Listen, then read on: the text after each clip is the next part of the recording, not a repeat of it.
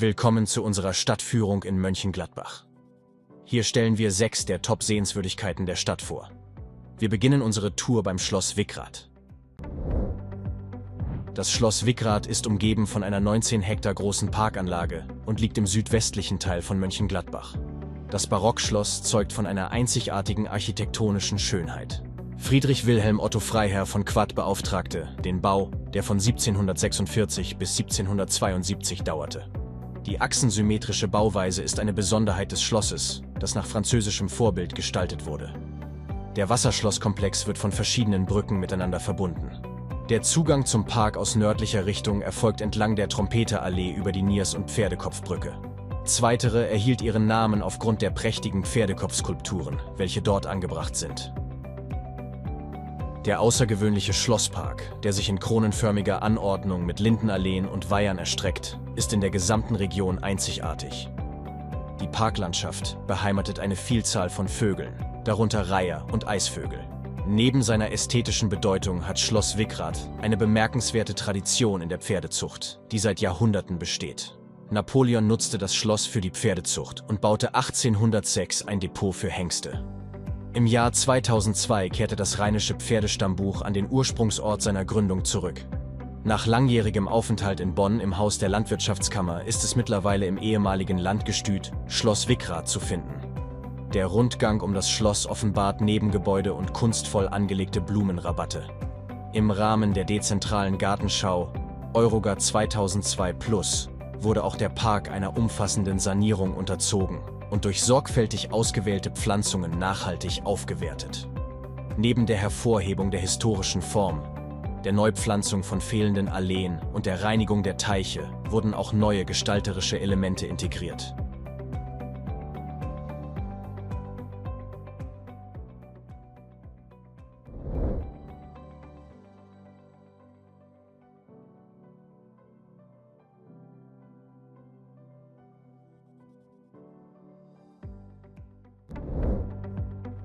Schloss Reith hat seine Wurzeln bis ins 12. Jahrhundert zurück. Sein heutiges Erscheinungsbild ist jedoch hauptsächlich das Ergebnis von Umbaumaßnahmen im 16. Jahrhundert. Diese unveränderte Renaissance-Architektur, die heute zu sehen ist, entstand während der Zeit, als das Schloss im Besitz der Familie von Büland war. Es handelt sich hierbei um die einzige vollständig erhaltene Renaissance-Schlossanlage am Niederrhein. Heutzutage beheimatet das Schloss und die Vorburg nicht nur das Städtische Museum von Mönchengladbach, sondern dient auch als Veranstaltungsort für eine Vielzahl von Kulturveranstaltungen. Darüber hinaus ist es ein naturbelassenes Naherholungsgebiet mit ausgedehnten Grünflächen.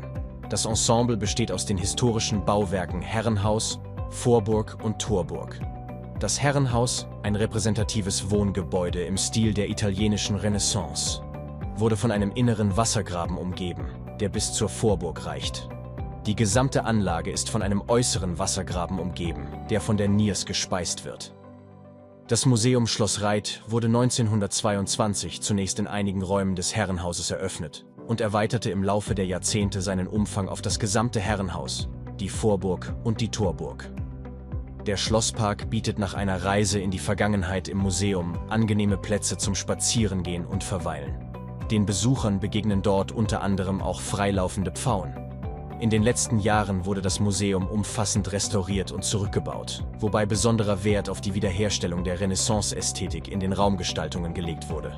Das Schloss befindet sich im Besitz der Stadt Mönchengladbach und beherbergt neben dem Städtischen Museum auch die zugehörige Verwaltung. Ebenfalls befindet sich im Innenhof des Schlosses auch ein Restaurant.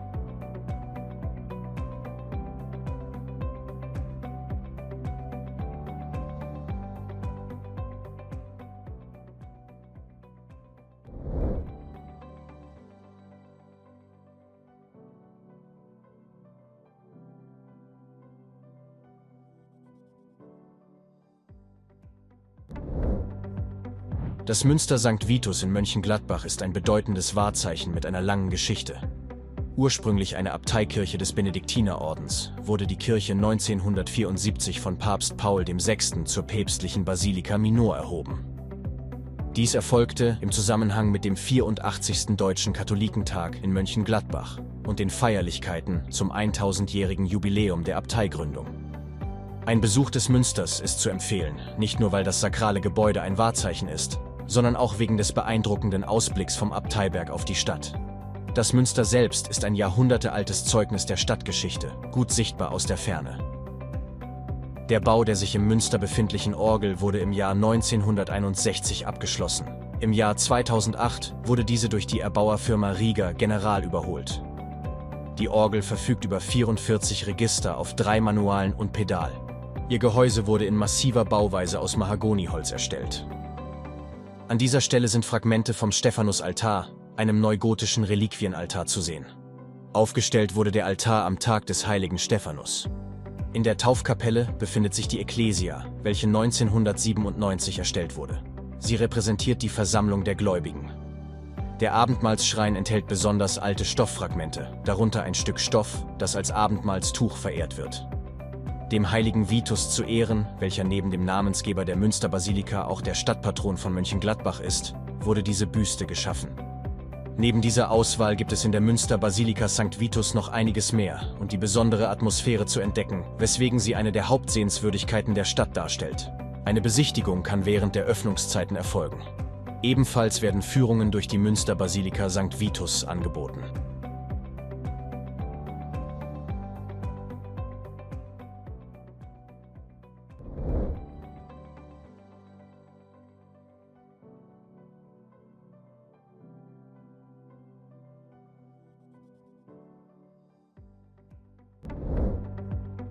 Die Kaiser-Friedrich-Halle in Mönchengladbach, am nördlichen Ende der Bismarckstraße gelegen, ist eine bedeutende Veranstaltungshalle. Sie ist vom Kaiserpark umgeben, welcher einen der Teilbereiche des bunten Gartens darstellt. Das Gebäude wurde zwischen 1901 und 1903 nach den Plänen von den Architekten Paul Huber und Friedrich Wilhelm Wertz im Jugendstil errichtet. Die Finanzierung des über 800.000 Mark teuren Baus erfolgte zu einem relevanten Teil durch private Spenden. Die Halle erhielt ihren Namen zu Ehren von Kaiser Friedrich III. Und wurde 1903 eröffnet, in Anwesenheit von Prinz Eitel Friedrich von Preußen. Zentral gelegen, bietet das imposante Gebäude auf 2 Etagen den idealen Rahmen für vielfältige Nutzungsmöglichkeiten. Der Veranstaltungskalender der Kaiser-Friedrich-Halle umfasst unter anderem Theateraufführungen, Ausstellungen, Konzerte, Vorträge und Kongresse und bietet Platz für bis zu 1800 Personen. Aktuelle Formate aus dem Veranstaltungskalender sind unter anderem das Bibi Blocksberg Musical, der Flohmarkt Mädchenklamotte, die Nacht der Musicals, die Hochzeitsmesse Jahrmarkt sowie ein Modellspielzeugmarkt und eine Ü30-Party. Die Räumlichkeiten im Gebäude unterteilen sich auf das Foyer im Erdgeschoss sowie den Festsaal mit Bühne im ersten Obergeschoss, welcher die größte Veranstaltungsfläche darstellt. Neben dem Balkonsaal, ebenfalls im ersten Obergeschoss gelegen, befinden sich noch 3 Gesellschaftsräume im zweiten Obergeschoss. Ein besonderes Highlight der Kaiser-Friedrich-Halle stellt der schön gelegene und idyllische Außenbereich dar. Hierin integriert ist auch ein Biergarten, welcher vom Restaurant im Gebäude betrieben wird.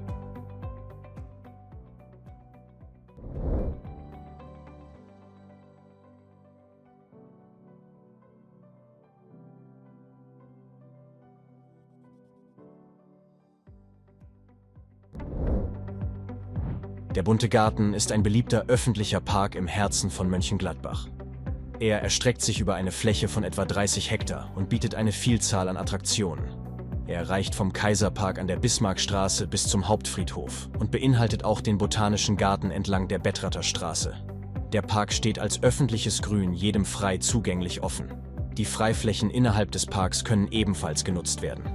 Richtungstafeln im Park zeigen verschiedene Höhepunkte und Sehenswürdigkeiten an. Besucher können diese zur Orientierung nutzen.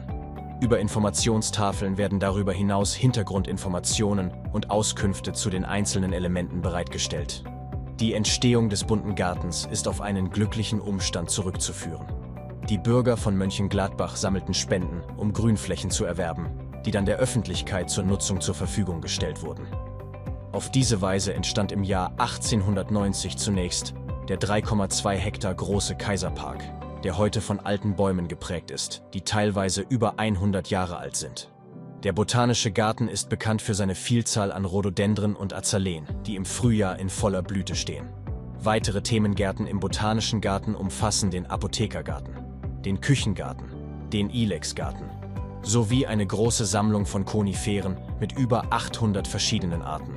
Zu den Attraktionen im bunten Garten gehören unter anderem ein Kinderspielplatz sowie eine Vogelvoliere, welche Papageien, Sittiche und Kanarienvögel beherbergt.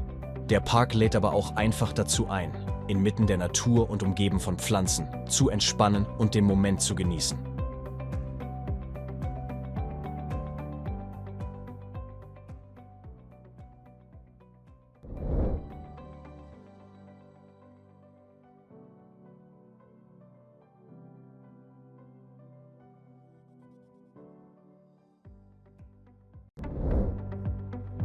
Der neue Wasserturm an der Viersener Straße ist ein historisches Bauwerk.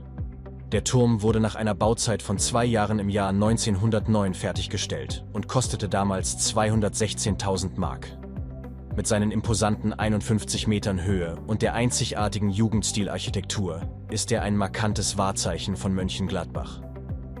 Der Skulpturenkranz am oberen Teil des Turms zeigt den damaligen Oberbürgermeister Hermann Pieck und seine Familie. Der untere Skulpturenkranz zeigt verschiedene Wassertiere. Der breite, 11 Meter hohe Unterbau trägt den Turm. Fenster im mittleren Bereich der Fassade, 3 Ziegelsteinbänder und ein achteckiges Kuppeldach mit Laterne und weiteren Fenstern am Kopfteil prägen sein äußeres Erscheinungsbild. Der Turm wurde im November 1909 offiziell eingeweiht und war Teil der städtischen Entwicklung sowie der Sicherstellung einer zuverlässigen Wasserversorgung. Die Pläne stammten von Stadtbaumeister Otto Greis. In den übereinanderliegenden Behältern des Turms mit einem Fassungsvermögen von ca. 2300 Kubikmetern bzw. 800 Kubikmetern wird das Wasser für die Stadtteile Mönchengladbachs gespeichert und verteilt. Eine architektonische Besonderheit des Turms ist die fehlende Stützmauer für den oberen Wassertank. Sein Gewicht wird allein durch die Außenwände des Turms getragen.